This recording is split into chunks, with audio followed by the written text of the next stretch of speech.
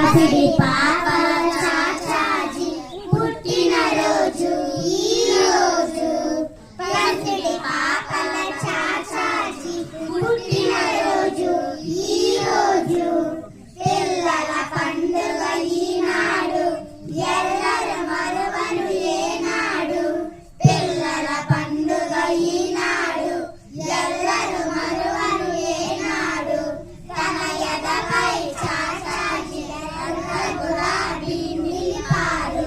తన ఎదపై చాచాజీ ఎర్ర గులాబీ నిలిపాడు.